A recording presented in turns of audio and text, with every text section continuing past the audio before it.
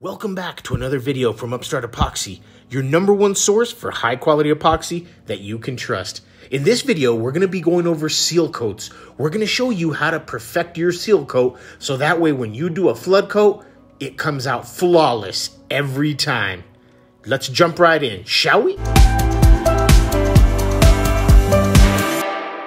So whenever you want to pour a flood coat that has a perfect, flawless, debris-free, glass-like finish, sometimes it's necessary to do a seal coat. The importance of seal coating is so that you get out all the little air pockets, any little bubbles that might be in the crevices and in the cracks of your wood. The thing is, all these pieces of wood, all these live edge slabs that we all work with, they're gonna have little cracks in them. They're gonna have little air pockets in them.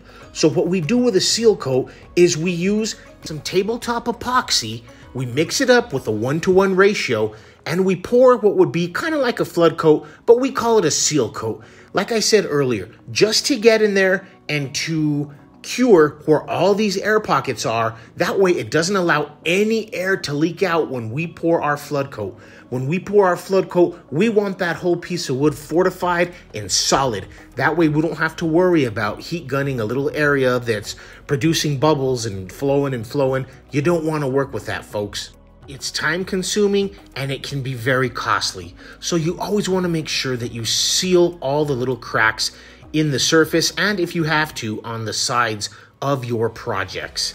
The best way to do that is to mix up some Upstart Epoxy's Tabletop Epoxy 1-to-1 ratio, however much you're going to need for your surface area.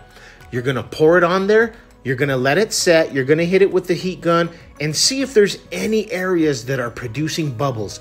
You'll hit it with the heat gun, it'll take it away for a little bit, but then they'll come back.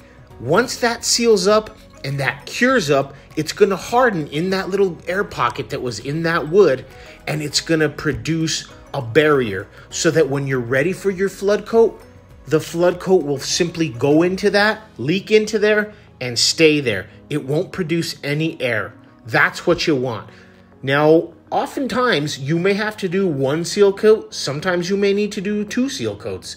It just depends on how stubborn the knots and the burls and the air pockets are on the piece that you're working with. I've noticed with softer blends of wood like cottonwood or pine, you don't get a lot of that stuff. You don't get a lot of those air pockets. You don't get a lot of empty spots in the wood that produce those bubbles.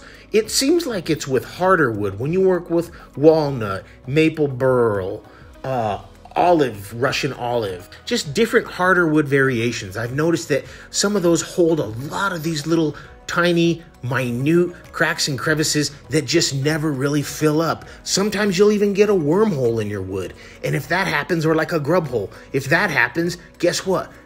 All of that epoxy that you're going to is just going to go to filling that and filling that and filling that, and it never gets fooled. Another good thing is it's always smart to tape the underside sometimes.